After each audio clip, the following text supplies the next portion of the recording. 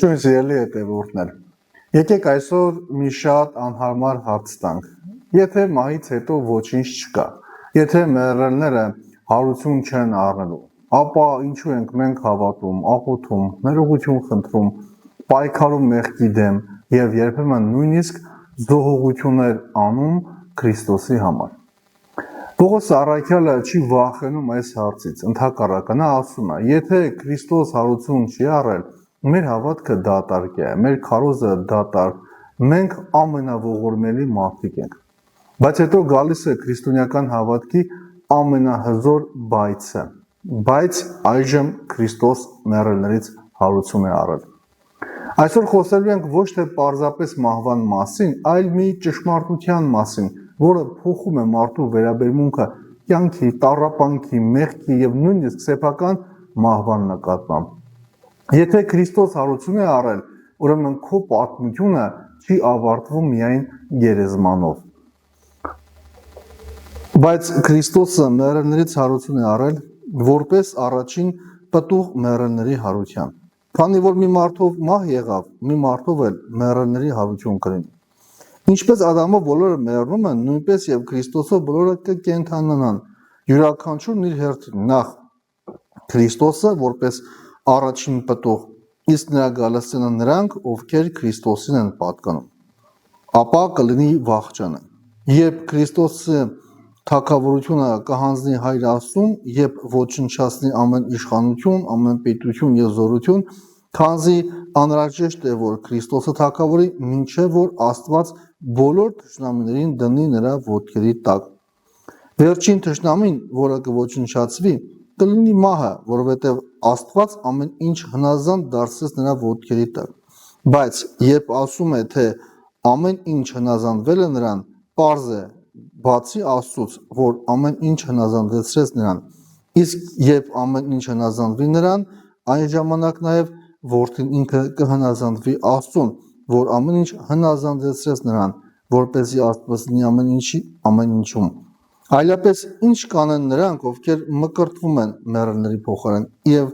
եթե իրոք մեռելները հարություն չեն առնում, ուրեմն ինչու են մկրտվում նրանց փոխարեն։ Ինչու ենք եւ մենք ամեն ժամ մեզ վտանգի ենթարկում։ Ես ամեն օր մահվան դեմ եմ կանգնում, երդվում եմ այն պարծանքով, որ ունեմ ձեր հանդեպ մեր Տեր Հիսուս Քրիստոսով։ Եթե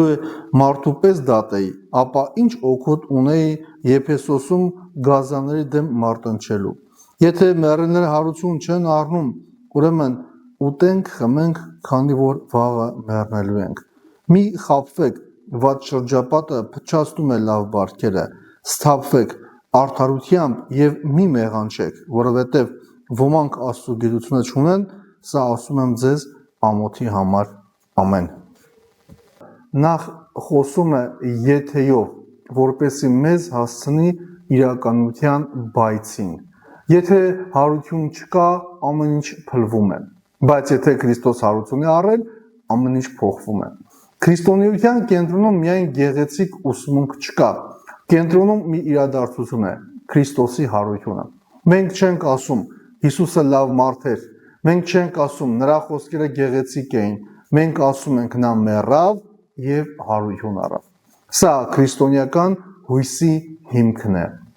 Սուրբ Հովան Ոսկեբերանը Պողոսի այս հատվածը մեկնաբանելիս ընդգծում է, որ եթե Քրիստոսի հարությունը ժխտվի, ապա կվերանա նաեւ հավատքի ամբողջ կառուցվածքը։ Բայց քանի որ Քրիստոս հարություն առավ, մահը այլևս վերջնական իշխանություն չունի մարդու վրա։ Ննջեցյալների առաջին պտուղը։ Պողոսը Քրիստոսին անվանում է առաջին պտուղ։ Ինչ է սա նշանակում։ Պատկերացրեք, ծառի վրա առաջին պտուղն է հասել։ Առաջին պտուղը միայնակ պտուղ չէ, այն վկայությունն է, որ մյուս պտուղներն էլ են գալու։ Քրիստոսի հարությունը միայն Քրիստոսի անձնական հաղթանակը չէ, այն մեր ապագա հարության խոստումն է։ Այսինքն, գերեզմանը վերջնական հասցե չէ, մահը վերջնական հաղթող չէ։ Այսօր մարդը ամեն ինչ փորձում է պահել իր վերահսկողության տակ։ Մենք վերահսկում ենք գումարը, առողջությունը, աշխատանքը, ժամանակը, արտաքին տեսքը։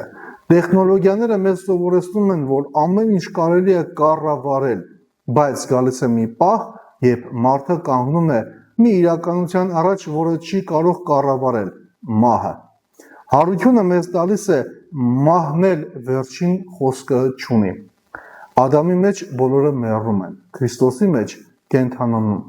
Պողոս առաքյալը Քրիստոսին համեմատում է Ադամի հետ։ Ադամի միջոցով մարդը մտավ աշխարհ, իսկ Քրիստոսի միջոցով գալիս է կյանքի հաղթանակը։ Սա պարզապես պատմություն չէ երկու մարդկանց մասին, սա պատմություն է երկու ճանապարհների մասին։ Ադամ հին մարդ, Քրիստոս նոր մարդ։ Ադամի մեջ մարդը հեռանում է Աստծուց, Քրիստոսի մեջ մարդը վերադառնում է Աստծուն։ Ադամի ճանապարհը տանում է դեպի մահ, Քրիստոսի ճանապարհը դեպի կյանք։ Եվ այստեղ շատ կարևոր հարց կա. դու ում մեջ ես ապրում։ Միայն անունով քրիստոնյա ես, թե Քրիստոսի մեջ ապրող մարդ, որովհետև կարելի է եկեղեցի մտնել եւ նույնիսկ չփոխվել, կարելի է խաչ կրել, խաչակնքվել, բայց սիրտը չփոխել։ Կարելի է աղոթքի բառեր իմանալ, բայց չապրել այդ աղոթքի համաձայն։ Յուրաքանչյուրը իր կարգով։ Պողոս առաքյալն ասում է. Քրիստոս առաջինը, ապա Քրիստոսին պատկանողները նրա գալստյան ժամանակ։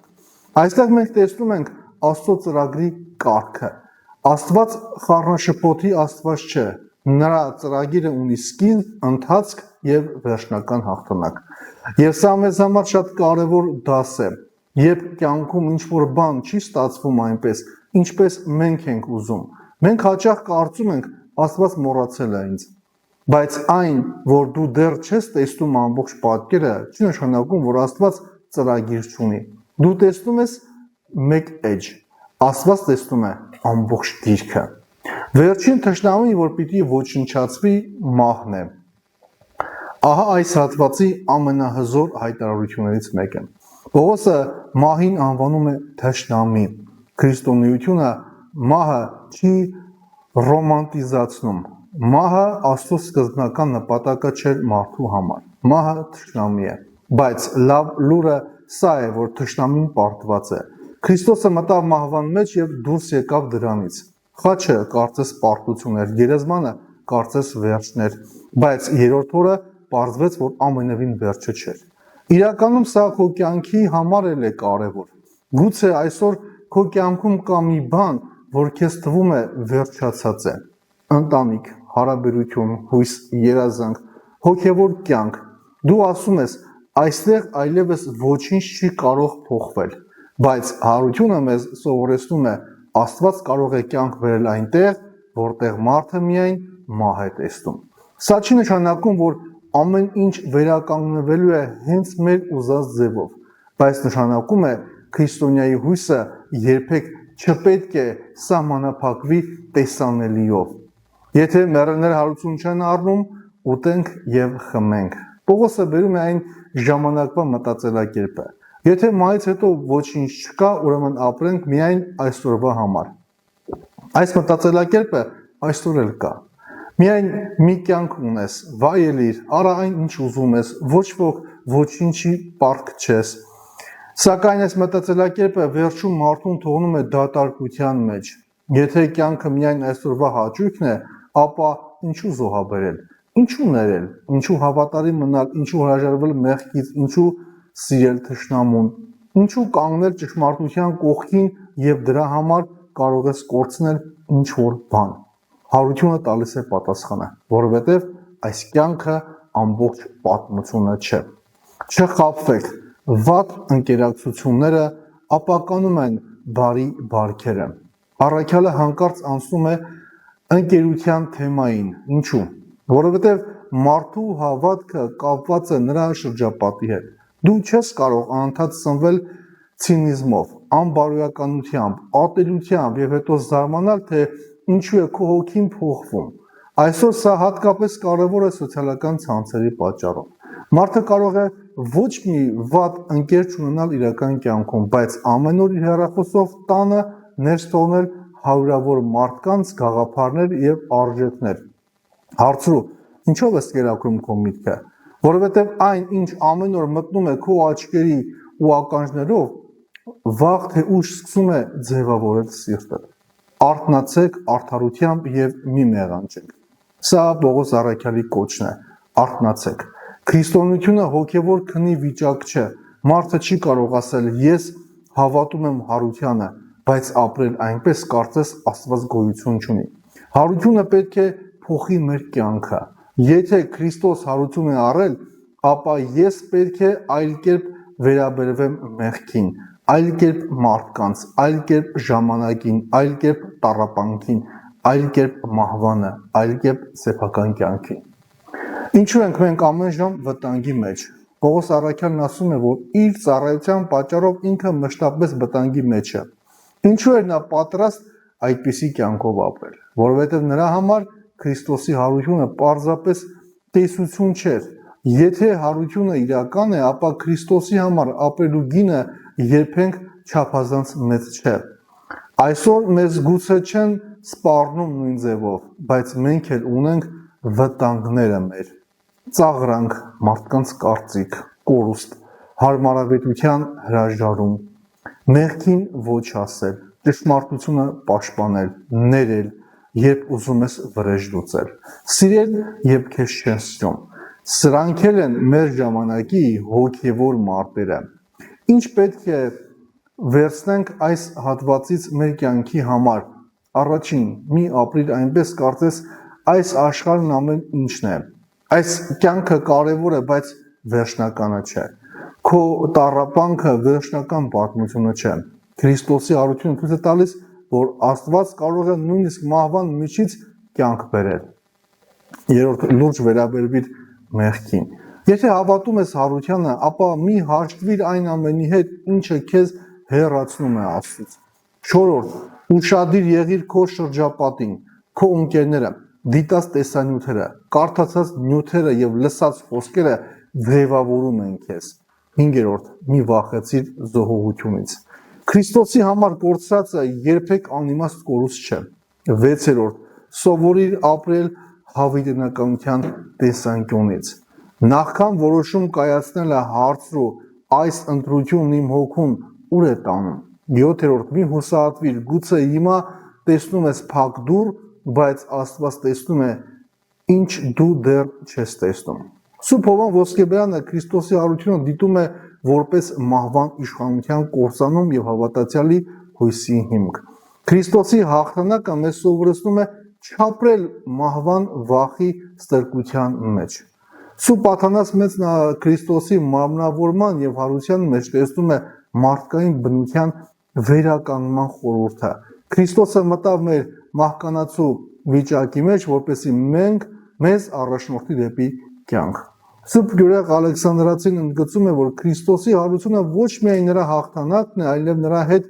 միավորվածների կյանքի հույսը։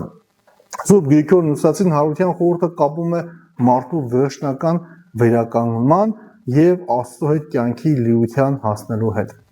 Եթե վաղը քեզնից վերցնեն քո աշխատանքը, գումարը, տունը, հեղինակությունը, սոցիալական դիրքը, նույնիսկ այն բաները, որոնց վրա այսօր հենվում ես, ինչ կմնա։ Եթե պատասխանը միայն ոչինչ է, ապա մենք մեր կյանքը կառուցել ենք ժամանակավոր բաների վրա։ Բայց եթե Քրիստոսն է քո հիմքը, ապա նույնիսկ ամենամեծ կորուստը չի կարող քեզ ամբողջությամբ կործանել, որովհետև քո հույսը այս աշխարհի վրա չէ, քո հույսը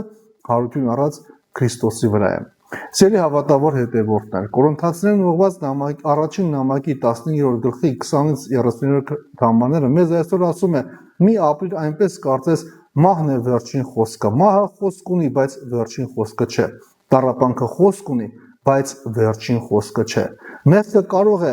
վերք հասցնել, բայց վերջին խոսքը չունի։ Գերեզմանը կարող է փակվել մարդու վրա, բայց վերջին խոսքը չունի։ Վերջին խոսքը Քրիստոսինն է եւ Քրիստոսի խոսքը կյանքի մասին է։ Դրա համար այսօր, եթե դու հուսահատված ես, վեր կաց։ Եթե ընկել ես, վերադարձիր։ Եթե մեղքի մեջ ես, ապաշխարիր։ Եթե վախենում ես, նայիր հարությանը։ Եթե կորուստ ունես, հիշիր, որ Աստծո պատմությունը գերեզմանով չի ավարտվում։ Եվ ամենակարևորը, մի ապրիր միայն այսօրվա համար, ապրիր հավիտենականության համար։ Որովհետև եթե Քրիստոս հարություն է առել, ապա քո ամեն մի աղոթք, ամեն մի պայքար, ամեն մի ներողություն, ամեն մի զոհողություն եւ ամեն մի հավատարմություն ունի հավիտենական իմաստ։ Պողոս առաքյալի խոսքը այսօր թող դառնա մեր կյանքի կարգախոսը, արթնացեք արդարությամբ եւ մի մեղանչեք։ Քրիստոս հարություն է առել, ուրեմն ապրիր այնպես, ինչպես ապրում է հարության հույս ունեցող մարդը։ Սիրելի հավատավոր հետևորդներ, եթե օգտակար եղավ ձեզ այս տեսանյութը, կարող եք հավանել, մեկնաբանության բաժնում գրել ձեր կարծիքը, բաժանորդագրվել մեր YouTube-յան ալիքին եւ այս տեսանյութն ուղարկել քո բոլոր քրիստոնյա բարեկամներին ու ընկերներին, նրանց եւս հաղորդակից դարձնելու Աստծո խոսքին։ Աստված օրհնի բոլորիս։